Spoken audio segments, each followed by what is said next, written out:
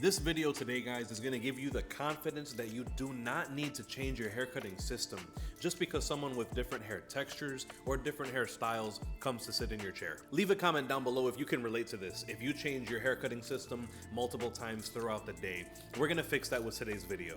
We're not going to waste any time, guys. Let's get right into this video. Now that we already have the hair combed out, we're going to need to trim the hair down with the grain. Now we're going to be using the Tomb 45 FX clipper and the #1 guard that it comes with here. Now, if at any point you get lost and you don't know what tool we're using, I'm gonna have a picture in the bottom right corner that you can refer to, of course, along with the voice tutorial. And if at any point you decide that you want these clippers for yourself, check the tag section down below. That's a way to both support the channel and get yourself the same tools that we'll be using today. Now, if you're new to the channel, guys, welcome. My name is Tito, and I make well over 6 figures in the barber industry. And I literally don't do anything fancy, guys. I just cut hair and I record it to teach you how to do the same. Now, the key point with this haircut, he's gonna be trying to wave up again, right? He wants to retrain his hair. So that's why we're cutting it down with the grain. You have to pay attention. If the hair is growing forward, then we're gonna cut it forward. If it's growing to the left, you grow to the left. You know what I'm saying? Like, you're always cutting with the grain. But that's how we evened out the top. And now for the fade, guys, I always recommend that we start with the clipper all the way closed. A lot of YouTubers are gonna tell you to go ahead and punch in the line with the trimmer, and there's not necessarily anything wrong with that. Like, it does give you a very precise line. It gives you a bald reference that you can finish your fade at. Personally though, I found that it's something that actually slowed me down a good bit because it was such a harsh line being punched in. You know, this still gives me a bald reference point, but it's gonna be a lot easier to work with, and you'll see this come together towards the end of the video. So this right here is your primary guideline. This is pretty much telling your brain this is where the fade ends.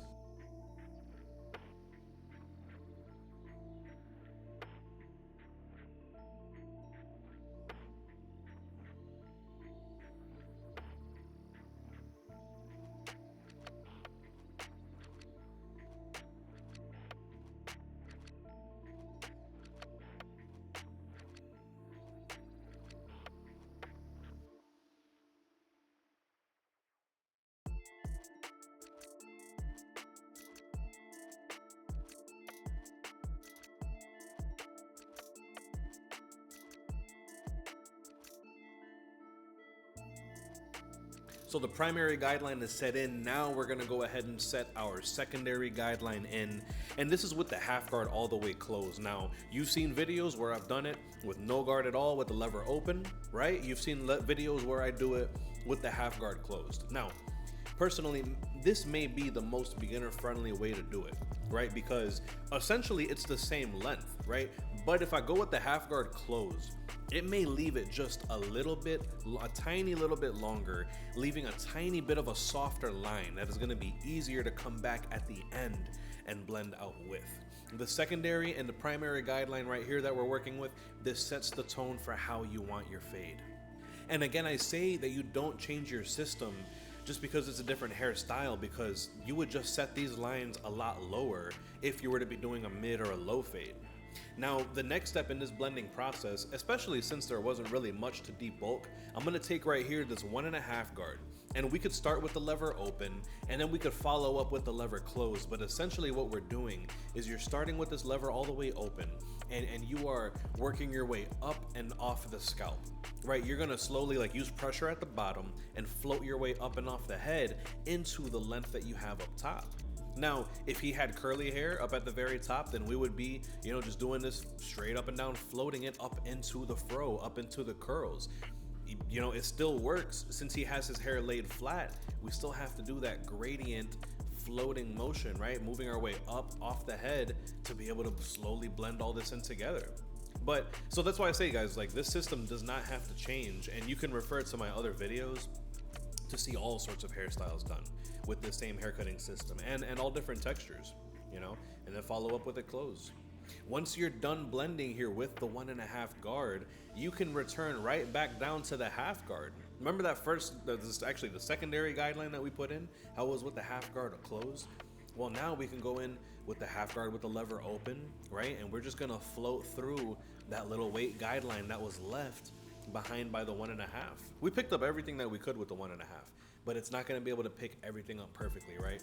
So that's why we went back down to the half guard. Started with the lever open, and we're going to float our way, pressure at the bottom, float our way up over that secondary guideline. And once you feel like you've picked up everything that you can with the half guard open, then work with it halfway, and then work with it closed. Little by little, you are shaving away the darkness, you're shaving away the inconsistencies in the gradients. It's really awesome to see this fade come together this way. And then the thing is too, guys, you know, we are skipping guards here. Obviously, I'm going in here with the 1.5 and just a half. But if you aren't fully comfortable skipping these guard lengths yet, you totally can come in here and use your one guard first before you come down to the half. You know, it would be a little bit less efficient, but if it means that you're comfortable while you're learning, you totally can do that, guys. It's completely up to you. The process never changes, you know, just the steps that you choose to do in between. You know, like if you choose to go with the trimmer for your bald line, you can do that. If you choose to go clipper close for your bald line, you can do that. Just whatever's most comfortable for you guys. I just want to show you what I find to be the most efficient way. Leave a comment down below if this blending process is making sense to you so far.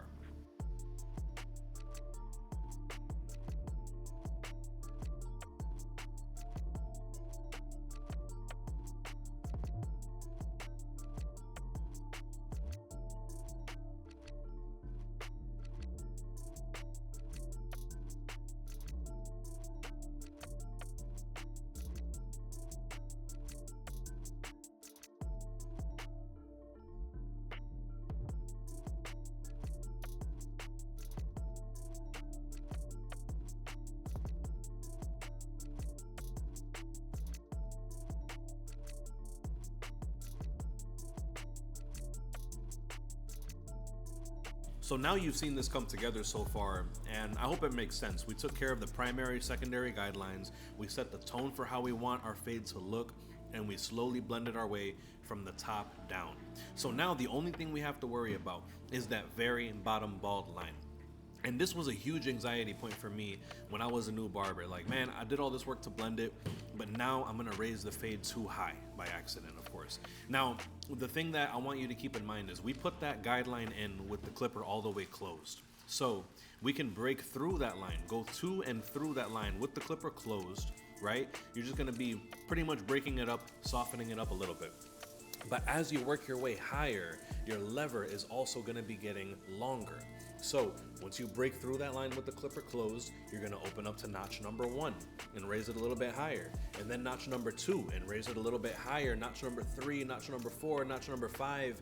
And before you know it, it fully blends into the work that you already did, right? So just keep that in mind. Leave a comment down below if that kind of helps ease your anxiety about raising the fade too high, because yes, you are going to be going higher, but at the same time, you're also going to be getting longer. So leave a comment down below if that helps kind of alleviate that a little bit, because it's a big shift that I needed to make in order to progress at all in this industry.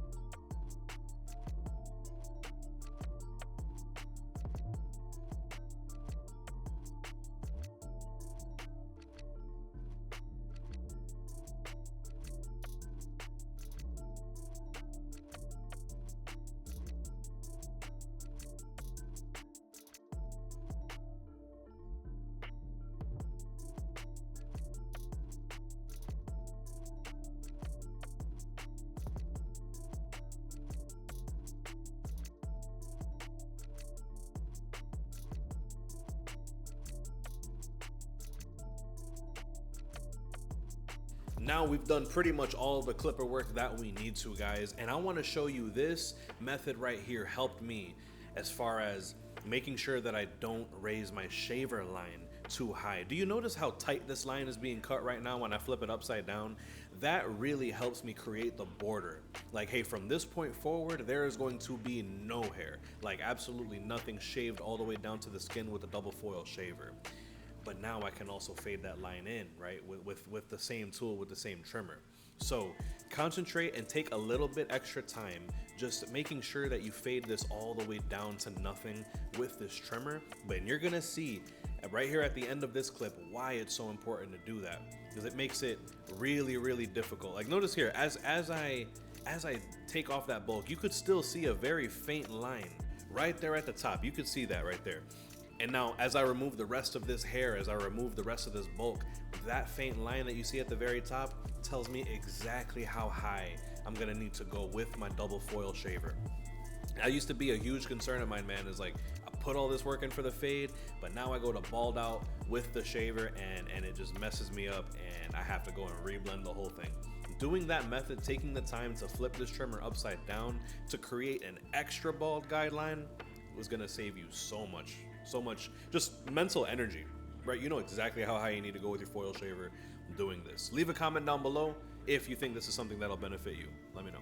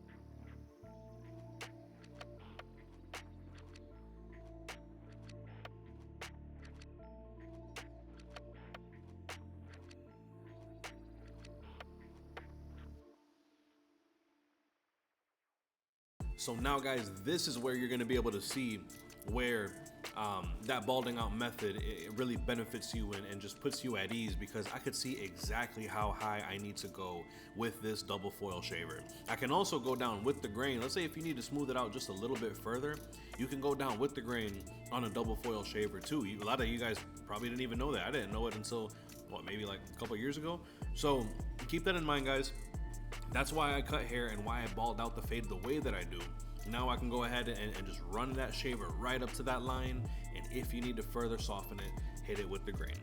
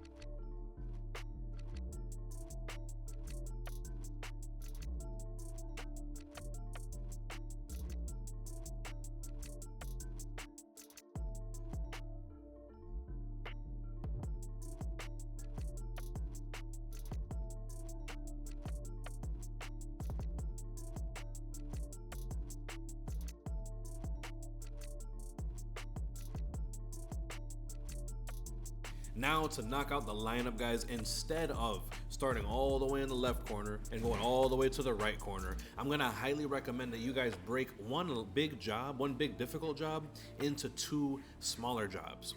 Okay, so if you start this lineup right here, all the way in the middle, and then you go ahead and pick one corner to attack, keeping everything nice and level, it'll make it easier for you to be able to balance out the two sides of the edge. right? So start in the middle and pick one corner to attack, and then return to the middle, pick the other corner to attack, and it'll just make it a little easier to keep everything nice and balanced and just crispy. You know what I'm saying? Keep brushing, keep cutting, and it'll all come together. But it's so much easier when you break it up into two smaller jobs rather than going all the way across, because it's always going to come out extremely crooked if you start that way. Now, let's say some of you have a client that they have one really strong side and maybe the other corner is a bit recessed. Well, if you can start off by cutting the weaker side, right, you can be able to hold on to as much of the hair as possible to keep the pretty much just to keep the hairline as low as possible. But the opposite, right, if you go and hit the strong side first, you may end up pushing back the weak side like way too far, and now it's even weaker for even longer. You know what I'm saying? So just keep that in mind, guys. It's definitely a bar that could help you, because not every client is going to have a super strong hairline like my client David here does.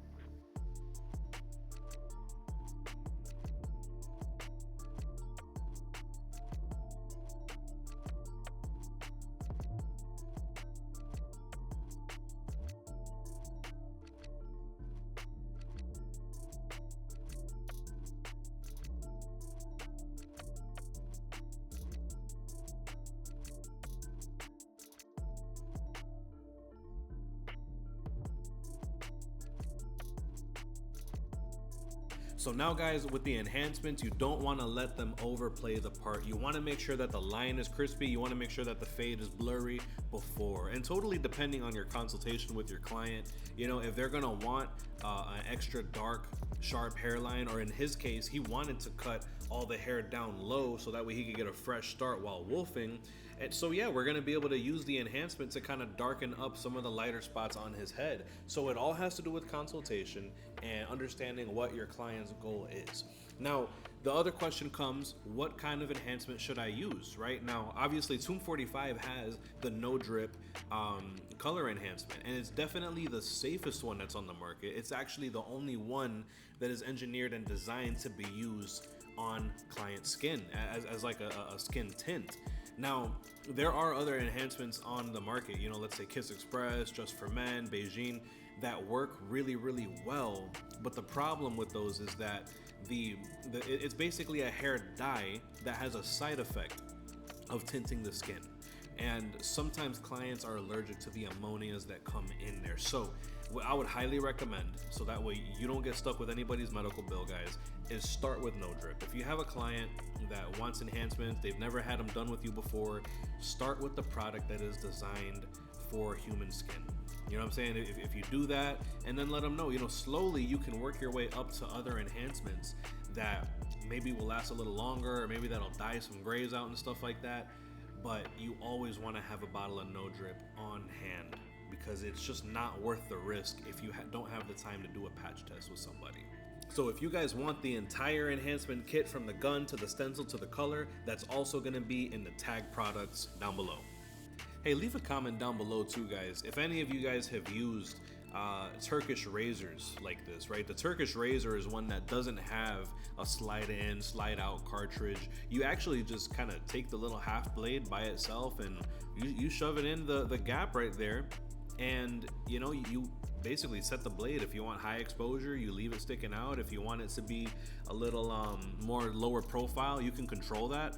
But I hear mixed reviews about it. I personally love it. For me, it's so important to have a slim profile, right? So I could fully see and I could fully control every hair that I'm having cut, versus if I have a razor that has like a slide in, slide out cartridge. It's a little thicker, it's fatter, so it's a little more like challenging for me to see the details, right? I'm kind of cutting blindly in a way.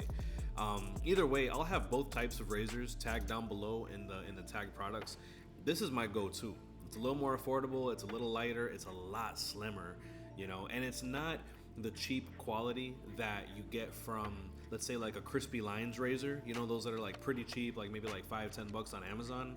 because those are almost like a little bit too light, where it's like dangerous, you know, because you don't want to have no control over a razor blade. So I don't know, it's kind of interesting. Like we were at, where was it, Jacksonville, we were at the Jax Elite Barber Expo, and one of the guys there was telling me that he actually prefers, he thinks that the Turkish razor slows down his time, you know, when it comes to inserting the razors. So I don't know, it's real interesting, guys, let me know. But pretty much right here, y'all, we're just doing the little finishing details. I didn't want to bore you guys and, you know, spend a whole lot of time on the mustache and on the eyebrows and stuff like that. If y'all want a separate detailing video for this kind of stuff, definitely let me know. From my understanding, you guys are more interested in the hair cutting aspect, right? Get a crispy cut, get a crispy line, get a blurry fade. And let me know down below too, what are your thoughts on these POV tutorials? I'm pretty sure this is what the future of my channel looks like. I tried going back and forth between the POVs and you know, camera mounted on the mirror. These really seem to perform well. So let me know what your thoughts are down below. Let me know if you think my client should have kept his goatee, right? I'm definitely interested to hear your feedback about that, but he likes his nice clean look, man. Sharp little mustache and nice fade. Foil shaver only goes on the face if your client's skin can handle it. Please do the consultation when it comes to that, guys. You don't want to have clients breaking out. But man, I'm about to show you guys right here. This is the finished product. This is what my client looked like leaving the chair, leaving the shop today, and he was super happy with it, man. My client's been with me for years, man, and you know, we've tried a couple different styles, but I'm super happy with the results.